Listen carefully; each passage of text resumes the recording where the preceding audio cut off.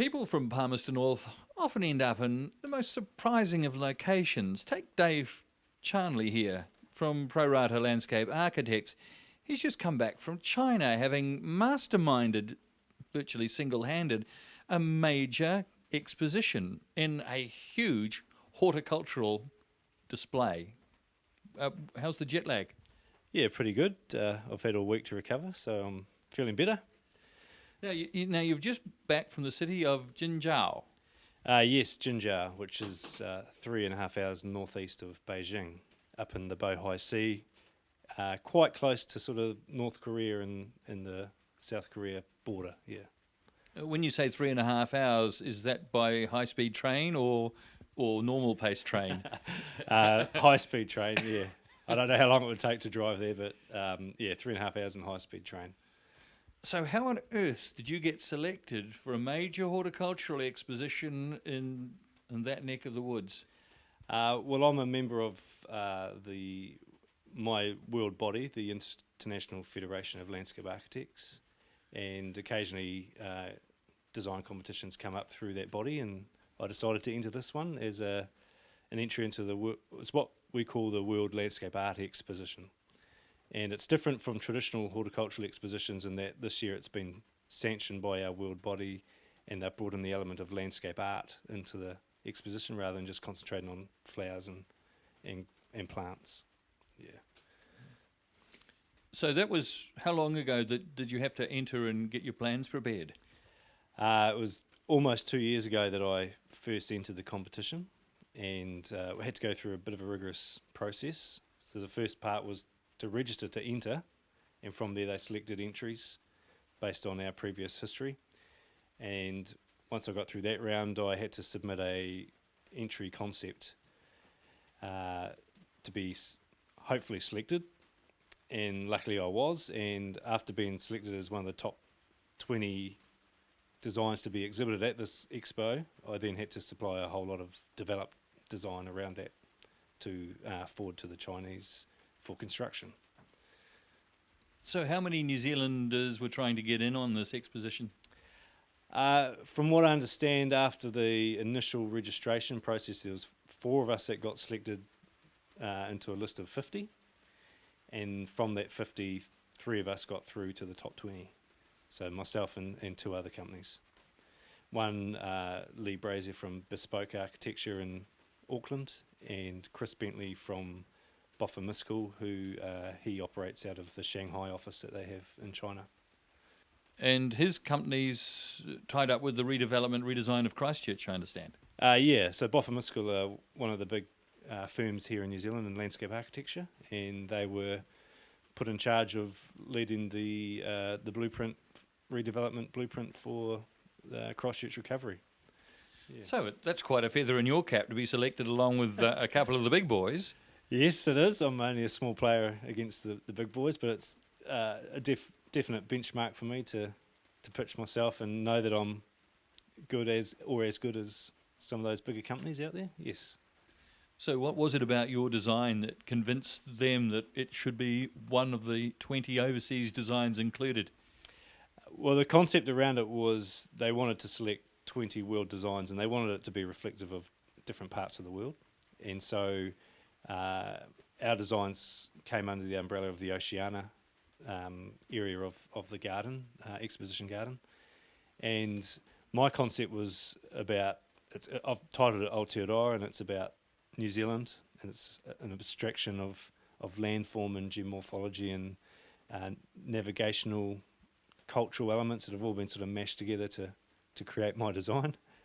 I could probably talk about it for 5 hours and still not convince you exactly what I'm trying to convey, but it's really a showcase of our uniqueness down under, and a garden that reflects in a sort of modern abstract way New Zealand. Yeah, so that the Chinese people can maybe take away from it something about our country and our culture, and perhaps even want to come and visit, maybe.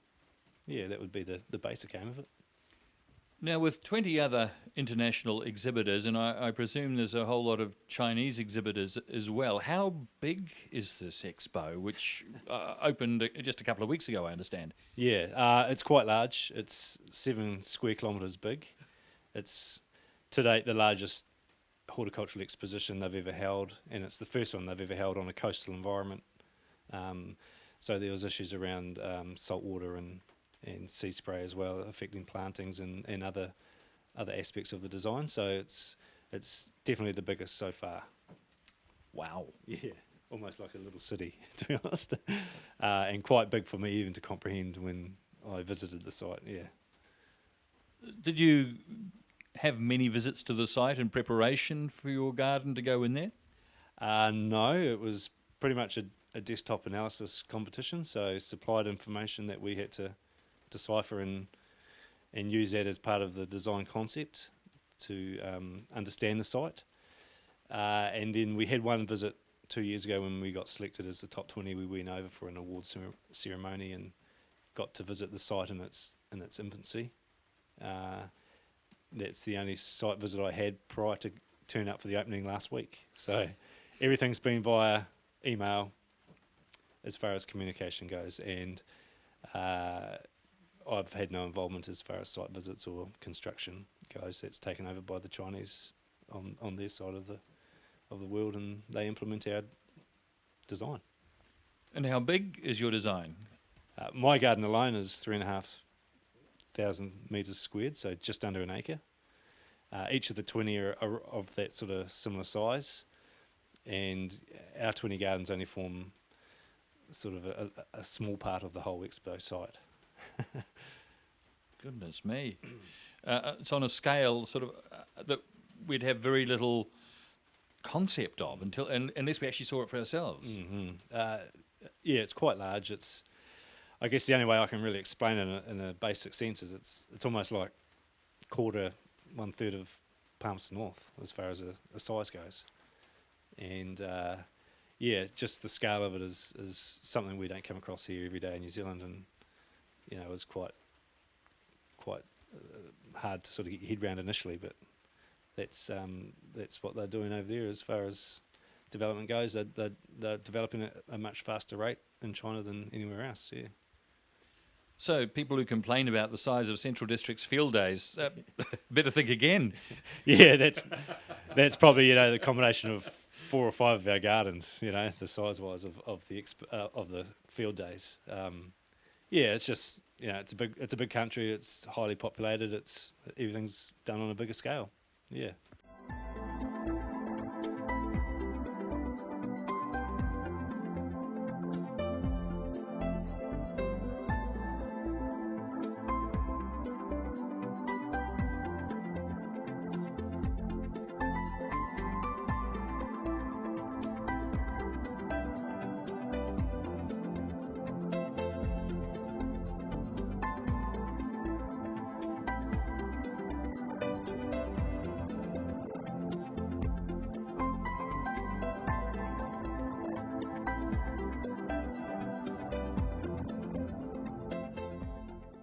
And what sort of budget did you have to operate with? The budget given us was $1 million US, and my design initially came in a bit over that, and I had to make some changes to my design to keep it within budget. But you know, that's a healthy budget for a landscape design. You know, you don't come across those even in New Zealand that often as far as scope of work goes. So quite a healthy one to work with. Yeah. I'll say. And the size of it, they must be expecting lots of visitors. They are. Their projection for internal domestic visitors is 15 million over 6 months. That's excluding any international people who may come and visit the site. It's heavily promoted within China as far as an activity and a destination to go and check out. I think from what I read when I was there, opening weekend, the first 2 days, they had 150,000 through the gate. So, yeah, quite busy. So it runs for 6 months. What happens to it when the exposition closes? Yeah, so it finishes in October or November this year. So expositions are generally used as a showcase for development of a new area or part of a city, a bit like Shanghai was last year. And so what's happening around the site is new developments happening. So there's new industrial development, there's new residential development happening, and that exposition site will end up being the main botanical garden of a new suburb of the city. Yeah. And I assume it will just be used and managed by the city government. Yeah. Then there are other pavilions within the site as well, which I presume will be permanent. Yeah, so part of the expo site, they do have some main attractions, a bit like we would have here in a city. So they've built a new performance theatre, and they've built 2 museums, a paleontology museum for dinosaurs and fossil history, and a marine science museum.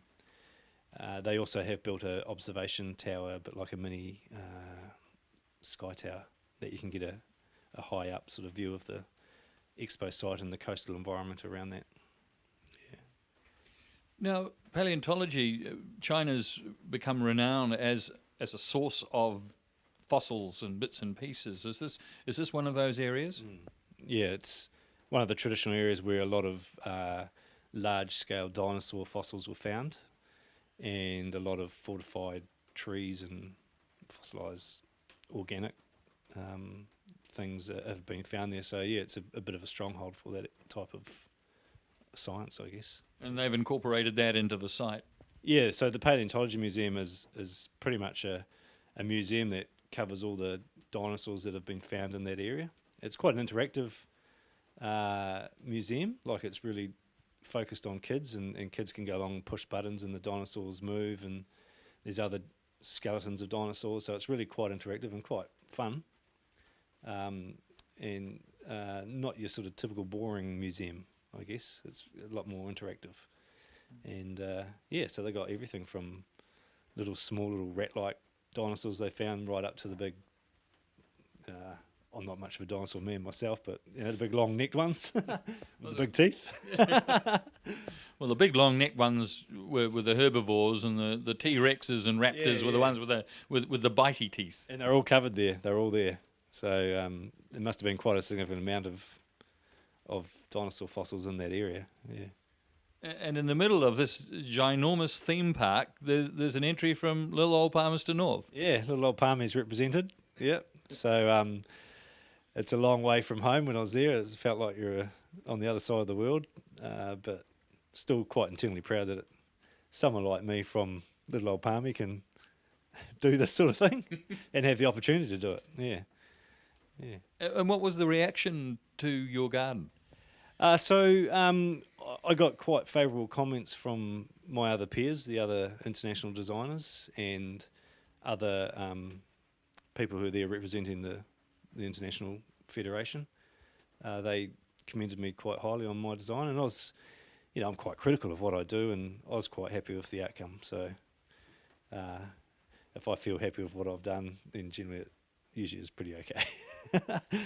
Yeah, so it was very positive, and the best thing about it was I got to meet other international designers and form new friendships and connections, network connections with them. So potentially there's opportunities that may come up in the future working and collaborating with others around the world. So that's the great, I guess, opportunity that comes out of it. So how are they going to keep you down on the farm now that you've seen Jinzhou? Oh, well, it's like anything. It's felt like I've been famous for 5 minutes in China because it's quite a big deal, and we got treated like famous VIPs, to be honest. But coming back to Palmy, you just got to fit in and carry on what you do because that's your livelihood. So you got to treat your next client, who could be Joe Bloggs down the road's backyard, with as much professionalism and integrity as that job. Yeah. Just scale it back a bit. Just scale it back a bit, and the budget's probably usually I'm working on a shoestring. Yeah. So, and that's the joy of what I do.